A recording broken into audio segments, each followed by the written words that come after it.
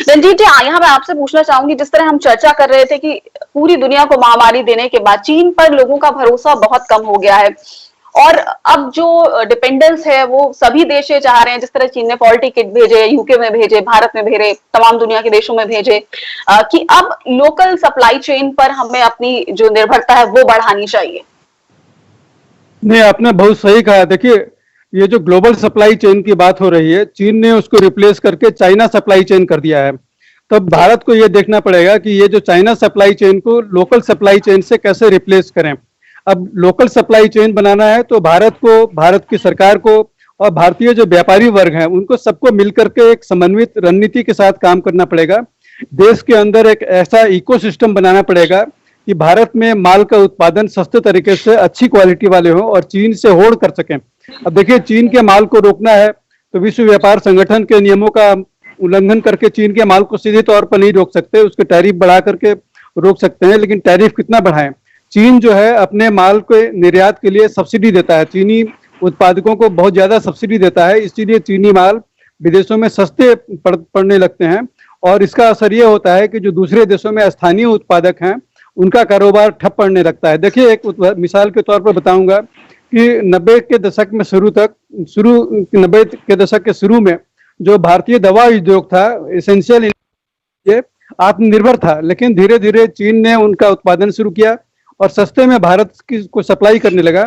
और भारत की जो कई बड़ी कंपनियां थी, आईडीबीएल जैसे, इनका कामकाज काफी प्रभावित हुआ और धीरे धीरे करके चाइना ने एसेंशियल इंग्रेडिएंट्स की सप्लाई का एक वैकल्पिक स्रोत अपने को बना लिया और भारतीय कंपनियां बंद होने लगी। और आज हालात यह है कि 80% से अधिक भारतीय दवा उद्योग चीनी सप्लाई पर निर्भर हैं। अब यदि भारत बहुत ज्यादा बात करेगा कि हम चीन से सप्लाई को रोक देंगे, चीन से आयात नहीं करेंगे, तो चीन भी भारत को ब्लैकमेल करने के लिए कदम उठा सकता है कि उन एसेंशियल कमोडिटीज की, एसेंशियल इंग्रेडिएंट्स की सप्लाई भारत को रोक दे, तो भारत का दवा उद्योग तुरंत ठप हो जाएगा। तो भारत को एक दीर्घकालिक रणनीति बना के चलना पड़ेगा, झटके में कोई कदम नहीं उठाना पड़ेगा, ताकि चीन जो है भारत की बाहें न मरोड़ने लगे। चीन चाहे तो देखिए, रेयर अर्थ्स का जहां तक एक मिसाल मैं दे सकता हूं, रेयर अर्थ्स के मामले में 90% जो है भारत चीन पर निर्भर है। अब रेयर अर्थ्स ऐसे दुर्लभ खनिज होते हैं जिनका जो हाई टेक्नोलॉजी गुड्स होते हैं, हाई टेक्नोलॉजी आइटम्स होते हैं, उनमें उनका इस्तेमाल किया जाता है। यदि चीन से उनका उत्पादन, उनका निर्यात भारत को रोक दिया जाए तो भारत के जो बड़े उद्योग हैं उनका कामकाज प्रभावित होगा। तो चीन भी भारत की बाहें मरोड़ सकता है। हमें इन बातों को ध्यान में रख करके ही चीन के साथ व्यापारिक रिश्तों को आगे बढ़ाना पड़ेगा। अब देखना पड़ेगा कि अभी खंडेलवाल जी ने वर्टिकल्स की बात की, तो कई वर्टिकल्स की बात की, 4 वर्टिकल्स की बात की, जिसमें उन्होंने एक साधारण उपभोक्ता उत्पादों की बात की, जैसे देवी देवताओं की मूर्तियां, अभी एम्बेसडर शशांक बता रहे थे। तो इन चीजों का आयात तो हम रोक सकते हैं, लेकिन जो बड़े बड़े बिजली घर के उपकरण होते हैं जिनका निर्माण पहले भारत हेवी इलेक्ट्रॉनिक्स लिमिटेड करता था, अब उनका वैकल्प चीन बनने लगा है।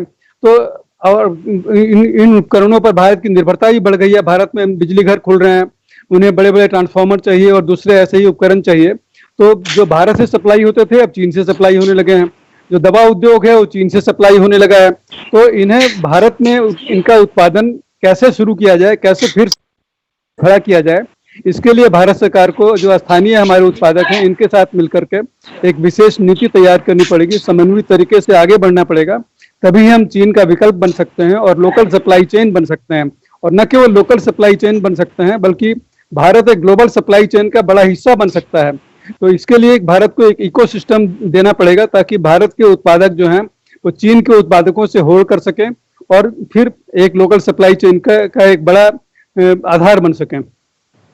जी रंजीत जी, जिस तरह आपने बताया कि बहुत सारे ऐसे सेक्टर हैं जहां हमारी डिपेंडेंस, हमारे जो लोकल उद्योग थे उन पर खत्म होके चीन पर बढ़ गई, चाहे फार्मा की बात हो, चाहे हम पावर की बात करें, टेलीकॉम में भी एक डिपेंडेंस है। तो किस तरह के हमारे लॉन्ग टर्म गोल होने चाहिए जिससे कि हम ये हमारी सेल्फ रिलायंस को अचीव कर सके? देखिए, इन सब उपकरणों की जो हाई टेक्नोलॉजी गुड्स हैं, इन सब उपकरणों को बनाने की भारत में क्षमता है। भारतीय उद्योग इन सबका उत्पादन कर सकता है, विकास कर सकता है और भारतीय उद्योग को सप्लाई कर सकता है, इसमें कोई कमी नहीं है। देखिए, भारत अंतरिक्ष तक पहुंच चुका है, भारत हाई टेक्नोलॉजी के क्षेत्र में बहुत आगे कदम बढ़ा चुका है। तो ऐसी बात नहीं है कि भारत के पास क्षमता नहीं है। केवल भारत में जो घरेलू नीतियां ऐसी होनी चाहिए कि भारत के उद्योग जो उद्योगपति हैं वो भारत में ही इन सामानों के उत्पादन के लिए निवेश करें और भारत को उत्पादन का आधार बना करके विश्व निर्यात में अपने कदम बढ़ाएं। तो इसके लिए भारत सरकार को एक ऐसा, अभी जैसा मैंने कहा, इकोसिस्टम देना पड़ेगा और ताकि भारत में ही इन चीजों का उत्पादन शुरू हो सके।